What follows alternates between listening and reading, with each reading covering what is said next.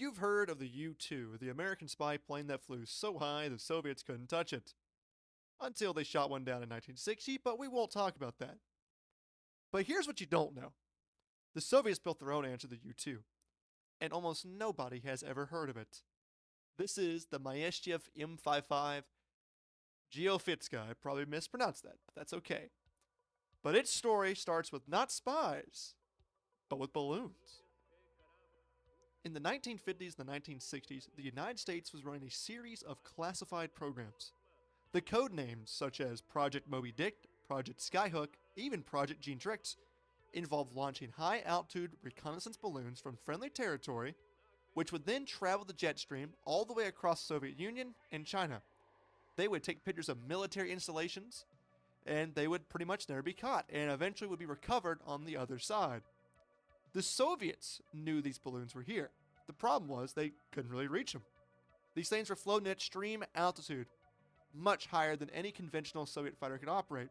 It was a genuine strategic intelligence problem, and Moscow needed a solution. So, in the late 1970s, they turned to one of their most secretive aircraft design bureaus, OKB Maishchev, and told them to build a dedicated balloon interceptor. Not the F-22, but a Soviet interceptor. Just throwing some shade out the F-22. That's okay. The result was an aircraft known internally as Subject 3-4, nicknamed the Chika, meaning seagull. Because of its distinctive inverted gull-wing design, the Chika was a radical aircraft for its time. A single-seater, twin-boom fuselage with a long high aspect ratio wings designed to generate maximum lift at extreme altitudes. It was also to be armed with 2 air-to-air missiles and a dorsal turret, holding a 23mm cannon.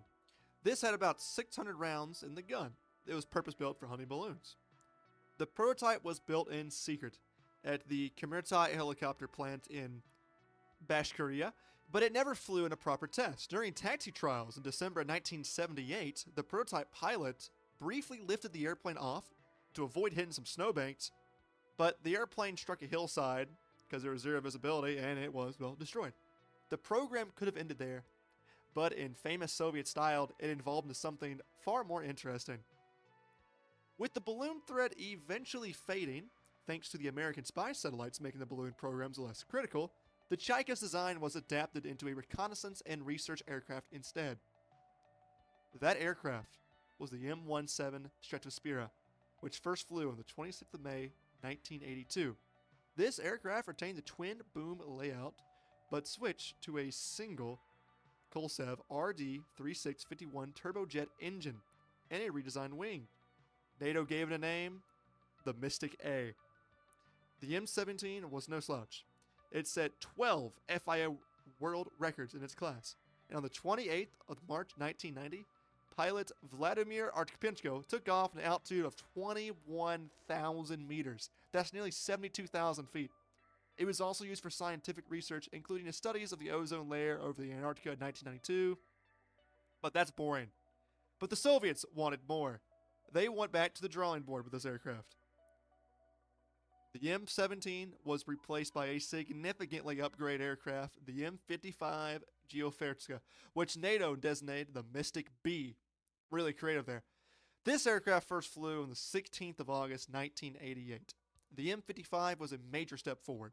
The single engine was replaced by 2 Solovia D30 V12 low-bypass turbofan engines.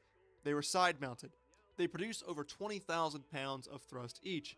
The fuselage was lengthened and the aircraft was built to carry a comprehensive sensor and equipment payload. The numbers are genuinely impressive. The M55 had a wingspan of about 37 meters, 123 feet, give or take, that's very long. And it could climb to 21,000 feet in just 35 minutes.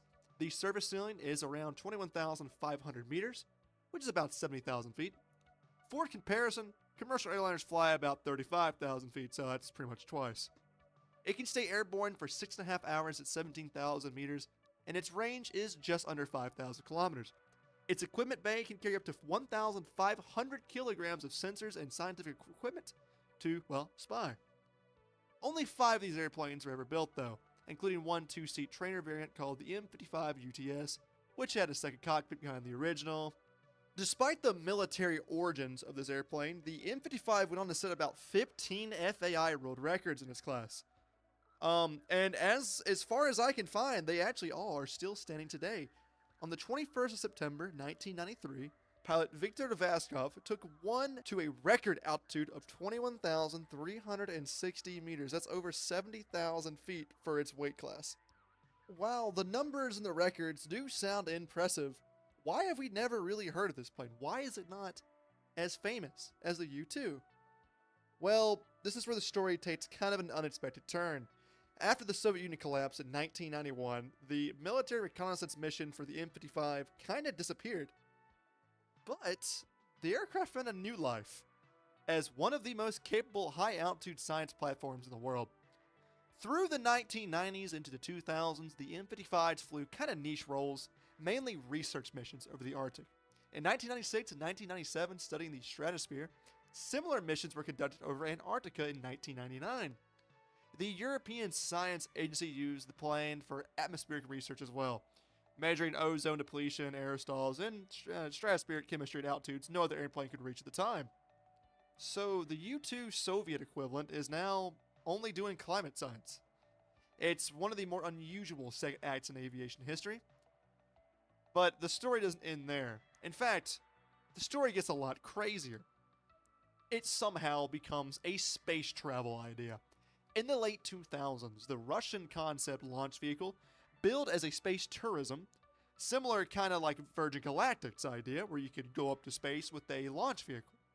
The Russians want to do that, and Myashev said, okay, let's use the M55X launch aircraft, which was designed from the M55, which would launch the C-21 space plane to space with people in it. And this is what it looked like. Now, it is one of the stranger looking airplanes I've ever seen, or space planes. But they really thought this thing could send this aircraft to space. However, though, it didn't really go to fruition. It fell through. The premise was they could carry 3 passengers, but it just never happened. And the blaming was it was too expensive. And as of now, this seems like a very dead thing, especially with the Ukraine war. But speaking of the Ukraine war, this thing still has more life in it. This aircraft was largely retired from its role. I mean, it's using niche things such as climate experiments and an idea to go into space. But it wasn't used for spying. That was until 2023, the British Ministry of Defense released an intelligence assessment stating that Russia was likely to return one of the remaining flyable M55s to military service for reconnaissance over the war in Ukraine. Russia has lost high-value reconnaissance aircraft during the conflict. The M55's extreme altitude capability, well above most of the air defenses in the area, made it actually an attractive option. The aircraft has never actually entered formal operational service with the Soviet or Russian military, despite being designed for exactly that role. But now, decades later, with a war ongoing, the original mission might actually finally be being done. As the time of this video, there is only one airworthy M55 that is known to exist. I cannot tell you if they're actually using this right now for Ukraine, but it's a better than zero chance, and if you want my opinion, I think they are. But in conclusion, the M55 is one of those airplanes that has fallen through the cracks of history. Born from a classified Cold War program to shoot down American spy balloons, which then evolved to be a high-altitude spy aircraft, which would then just spend decades doing science over the Arctic, but somehow might be returning to its original purpose in a 21st century battlefield, is crazy to me. And I'm very glad I actually found this airplane looking through the, abyss of Russian aircraft designs, and I can finally tell you guys about it, because it is definitely fun to read about. I really hope you enjoyed this. So please don't miss the next one. Please subscribe. We're going to get to 500. Comment anything you want.